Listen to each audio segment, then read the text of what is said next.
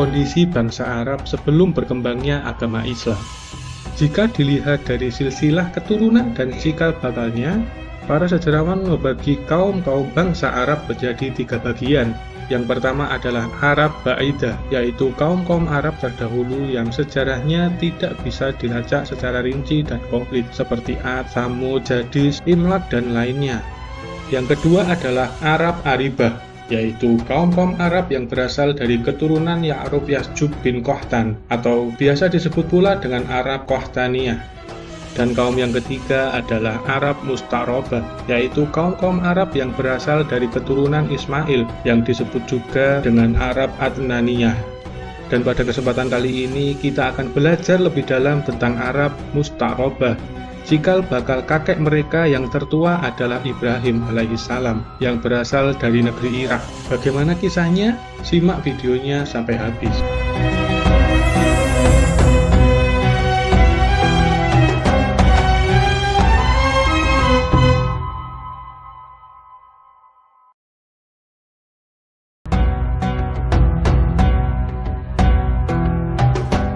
Menurut bahasa, Arab artinya padang pasir, tanah gundul dan gersang yang tiada air dan tanamannya.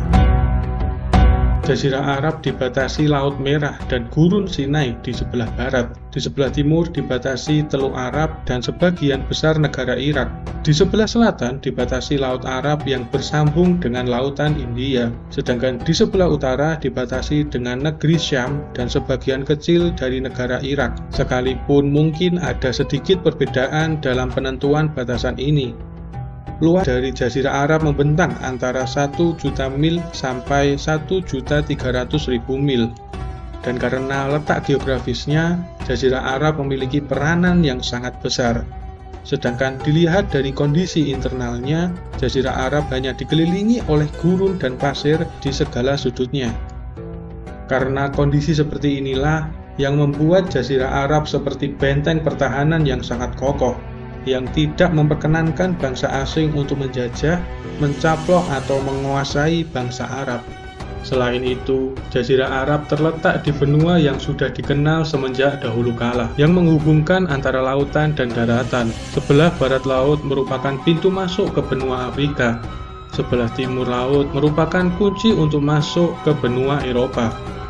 Dan sebelah timur merupakan pintu masuk bagi bangsa-bangsa non-Arab, Timur Tengah dan Timur Dekat, terus membentang ke India dan Cina. Setiap benua mempertemukan lautnya dengan Jazirah Arab, dan setiap kapal laut berlayar tentu akan bersandar di ujungnya. Karena letak geografisnya inilah, sebelah utara dan selatan dari Jazirah Arab menjadi tempat berlabuh berbagai bangsa untuk saling tukar-menukar perniagaan, peradaban, agama, dan juga seni. Arab Musta'rabah. Cikal bakal kakek mereka yang tertua adalah Ibrahim alaihissalam, yang berasal dari negeri Irak. Dikisahkan bahwa Ibrahim alaihissalam hijrah dari Irak ke Haran atau Huran, termasuk pula ke Pakistan, dan menjadikan negeri itu sebagai pijakan dakwahnya. Beliau banyak menyusuri negeri itu dengan setitik harapan, hingga pada akhirnya beliau sampai ke Mesir. Pada saat itu, Mesir dikuasai oleh Fir'aun. Fir'aun merekayasa dan memasang siasat buruk terhadap istri Ibrahim alaihissalam yang bernama Sarah. Namun Allah justru mengembalikan jerat itu ke lehernya sendiri, hingga akhirnya Fir'aun tahu kedekatan hubungan Sarah dengan Allah SWT. Untuk itu, Fir'aun menghadiahkan putrinya, Hajar, untuk menjadi pembantu Sarah, sebagai pengakuan terhadap keutamaan Sarah. Dan pada akhirnya, Sarah mengawinkan Hajar dengan Ibrahim alaihissalam. Setelah itu, Ibrahim alaihissalam kembali ke Palestina, dan Allah menganugerahkan Ismail dari Hajar. Mendengar itu, Sarah terbakar api cemburu. Dia memaksa Ibrahim untuk melenyapkan Hajar dan putranya Ismail yang masih kecil. Maka Ibrahim alaihissalam membawa keduanya ke Hijaz dan menempatkan mereka berdua di suatu lembah yang tiada ditumbuhi tanaman, tepatnya di dekat Baitul Haram. Rasa gundah mulai menghantui pikiran Ibrahim. Beliau menoleh ke kanan dan ke kiri, lalu meletakkan putranya di dalam tenda, tepatnya di dekat mata air Zam-Zam.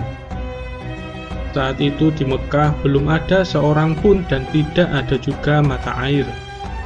Beliau meletakkan geriba, wadah air dan juga kurma di dekat Hajar dan Ismail. Setelah itu Ibrahim kembali ke Palestina. Beberapa hari kemudian, bekal dan air sudah habis, sementara tidak ada mata air yang mengalir. Dan tiba-tiba mata air Zam-Zam memancar berkat karunia Allah, sehingga bisa menjadi sumber penghidupan bagi mereka berdua yang tak pernah habis hingga sekarang. Dari waktu ke waktu, Ibrahim datang ke Mekah untuk menjenguk keluarganya. Beliau tidak tahu berapa kali kunjungan yang dilakukannya. Hanya saja menurut beberapa referensi sejarah yang dapat dipercaya, kunjungan itu dilakukan sebanyak 4 kali. Allah telah menyebutkan di dalam Al-Quran bahwa Ibrahim bermimpi beliau menyembelih anaknya yang bernama Ismail. Maka dari itu, ketika Ibrahim bangun dari mimpinya, Ibrahim hendak melaksanakan mimpinya tersebut yang beliau anggap sebagai sebuah perintah. Disebutkan dalam surat As-Saffat ayat 103-107 yang artinya, tatkala keduanya telah berserah diri dan Ibrahim membaringkan anaknya atas pelipisnya, nyatalah kesabaran keduanya, dan kami panggillah dia, hai Ibrahim, sesungguhnya kamu telah membenarkan mimpi itu. Sesungguhnya demikianlah kami memberi balasan kepada orang-orang yang berbuat baik. Sesungguhnya ini benar-benar suatu ujian yang nyata, dan kami tebus anak itu dengan seekor sembelihan yang besar. Di dalam kitab disebutkan bahwa umur Ismail selisih 13 tahun lebih tua dari Ishak. Dan dari rentetan kisah ini menunjukkan bahwa peristiwa itu terjadi sebelum kelahiran Ishak. Sebab kabar gembira tentang kelahiran Ishak disampaikan setelah terjadinya kisah ini. Setidaknya kisah ini menjamin satu fase kisah perjalanan, bahwa peristiwa tersebut terjadi sebelum Ismail menginjak remaja. Sedangkan 3 fase lainnya telah diriwayatkan Al-Bukhari secara panjang lebar dari Ibnu Abbas secara marfu', yang intinya bahwa sebelum remaja Ismail belajar bahasa Arab dari kabilah Jurhum. Karena mereka merasa tertarik kepada Ismail, maka mereka mengawinkan Ismail dengan salah seorang wanita dari golongan mereka. Dan pada saat itu ibu Ismail sudah meninggal dunia. Suatu saat Ibrahim hendak menjenguk keluarganya yang ditinggalkan, maka beliau datang setelah pernikahan itu. Tatkala tiba di rumah Ismail, beliau tidak mendapatkan Ismail. Maka beliau bertanya kepada istrinya, bagaimana keadaan mereka berdua. Istri dari Ismail mengeluhkan kehidupan mereka yang melarat. Maka Ibrahim menitip pesan agar istrinya menyampaikan kepada Ismail untuk mengubah palang pintu rumahnya. Setelah Ismail diberitahu, Ismail mengerti maksud pesan dari ayahnya. Maka Ismail langsung menceraikan istrinya dan kawin lagi dengan wanita lain, yaitu putri Mudad bin Amru, pemimpin dan pemuka kabilah Jurhum. Setelah perkawinan Ismail yang kedua ini, Ibrahim datang kembali, namun kembali tidak bisa bertemu dengan Ismail. Beliau bertanya kepada istri Ismail tentang keadaan kehidupannya. Jawaban dari istri Ismail tersebut adalah pujian kepada Allah. Pada kedatangan yang ketiga kalinya, Ibrahim bisa bertemu dengan Ismail, yang saat itu Ismail sedang meraut anak panahnya di bawah sebuah pohon dekat Zam-Zam. Tatkala melihat kehadiran ayahnya, Ismail berbuat sebagaimana layaknya seorang anak yang telah lama tidak bersua dengan ayahnya. Ibrahim juga berbuat layaknya seorang ayah yang lama tidak bertemu dengan anaknya. Dengan demikian mereka saling ngobrol, dan mereka berdua sepakat untuk membangun Ka'bah, meninggikan sendi-sendinya, dan Ibrahim memperkenankan manusia untuk berhaji, sebagaimana yang diperintahkan Allah kepada beliau. Dari perkawinan Ismail ini, Ismail dikaruniai keturunan sebanyak 12 anak, yang semuanya laki-laki, yaitu Nabat atau Nabuyut, Kaidar, Adba'il, Mibsyam, Misma', Duma, Misya, Hadad, Taima, Yathur, Nafis, dan juga Kaiduman. Dari mereka inilah kemudian berkembang menjadi 12 kabilah. Semuanya menetap di Mekah untuk sekian lama. Pokok pencaharian mereka adalah berdagang, membentang dari negeri Yaman hingga ke negeri Syam dan Mesir. Selanjutnya, kabilah-kabilah ini menyebar di berbagai penjuru jazirah. Bahkan ada yang keluar jazirah Arab. Seiring dengan berjalannya waktu, keadaan mereka tidak lagi berdekatan kecuali anak keturunan Nabat dan Kaidar. Peradaban anak keturunan Nabat bersinar di Hijaz Utara. Mereka mampu mendirikan pemerintahan yang kuat dan menguasai daerah-daerah di sekitarnya, dan menjadikan Al-Batra sebagai ibu kotanya. Tak seorang pun yang berani memusuhi mereka hingga datang pasukan Romawi yang menindas mereka. Setelah melakukan penyelidikan yang mendalam dan penelitian yang akurat, As-Sayyid Sulaiman An-Nadwi menegaskan bahwa raja-raja keturunan Ghazan termasuk Aus dan Khazraj bukan berasal dari keturunan Qahtan, tetapi dari keturunan Nabat, anak Ismail. Sedangkan anak keturunan Kaidar bin Ismail tetap menetap di Mekah, beranak pinak di sana hingga menurunkan Adnan dan anaknya, Ma'ad. Dari dialah keturunan Arab Adnaniyah masih bisa mempertahankan keberadaannya.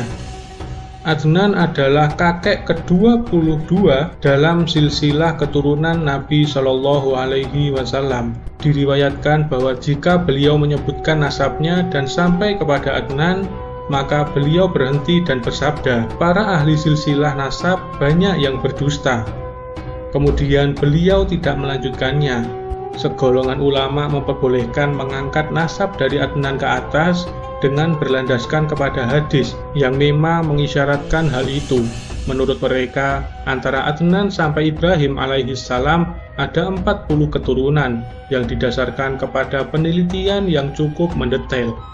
Keturunan Ma'ad dari anaknya Nizar telah berpencar kemana-mana. Menurut suatu pendapat, Nizar adalah satu-satunya anak Ma'ad, sedangkan Nizar sendiri mempunyai 4 anak yang kemudian berkembang menjadi 4 kabilah yang besar, yaitu Iyad, Anmar, Rabi'ah, dan Mudhar. 2 kabilah terakhir inilah yang paling banyak marga dan sukunya. Dari Rabi'ah ada Asad bin Rabi'ah, Anzah, Abdul Qais, 2 anak Wa'il, Bakr, dan Taghlib, Hanifah, dan lainnya. Sedangkan kabilah Mudhar berkembang menjadi 2 suku yang besar, yaitu Qais Ailan bin Mudhar dan marga-marga Ilyas bin Mudhar. Dari Qais Ailan ada Bani Sulaim, Bani Hawazin, dan Bani Ghatafan. Sedangkan dari Ilyas bin Mudhar ada Tamim bin Murrah, Huzail bin Mudrikah, Bani Asad bin Khuzaimah, dan marga-marga Kinanah bin Khuzaimah. Dari Kinanah ada Quraisy, yaitu anak keturunan Fihr bin Malik bin An-Nadar bin Kinanah. Quraisy terbagi menjadi beberapa kabilah. Yang terkenal adalah Jumuh, Saham, Adi, Mahsum, Taim, Zuhrah, dan suku-suku Quraisy bin Kilab, yaitu Abduddar bin Qusay, Asad bin Abdul Uzza bin Qusay, dan Abdi Manaf bin Qusay. Abdi Manaf mempunyai 4 anak, yaitu Abdi Syam, Naufal, Al-Muttalib, dan Hashim. Hashim adalah keluarga yang dipilih Allah bagi Muhammad bin Abdullah bin Abdul Muttalib bin Hashim. Rasulullah Shallallahu Alaihi Wasallam pernah bersabda, sesungguhnya Allah telah memilih Ismail dari anaknya Ibrahim, memilih Kinanah dari anak Ismail, memilih Quraisy dari Bani Kinanah, memilih Bani Hashim dari Quraisy, dan memilihku dari Bani Hashim. Hadis riwayat Muslim dan At-Tirmizi. Dari Al-Abbas bin Abdul Muttalib, dia berkata, Rasulullah Shallallahu Alaihi Wasallam bersabda, sesungguhnya Allah menciptakan makhluk lalu menjadikanku dari sebaik-baiknya golongan mereka dan sebaik-baiknya 2 golongan. Kemudian memilih kabilah dan menjadikanku sebagai sebaik-baiknya kabilah. Kemudian memilih beberapa keluarga lalu menjadikanku dari sebaik-baiknya keluarga mereka. Hadis riwayat At-Tirmizi. Setelah anak-anak Adnan menjadi banyak, Mereka berpencar di berbagai tempat di penjuru Jazirah Arab, masing-masing mencari tempat yang strategis dan daerah yang subur. Abdul Qais dan anak-anak Bakar bin Wa'il serta anak-anak Tamim pindah ke Bahrain dan menetap di sana. Sedangkan Bani Hanifah bin Sa'ab bin Ali bin Bakar pindah ke Yamamah dan menetap di Hijr, ibu kota Yamamah.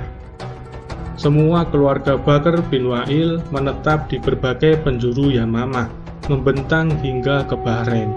Taghlib menetap di Jazirah Eufrat dan sebagian anak keturunannya bergabung dengan Bakar. Bani Tamim menetap di Basrah, Bani Sulaim menetap di dekat Madinah dan lembah-lembah di pinggiran Madinah hingga ke Khaybar di bagian timur Madinah dan penghujung Hurrah. Saqif menetap di Thaif, Hawazin di timur Mekah, antara Mekah dan Basrah.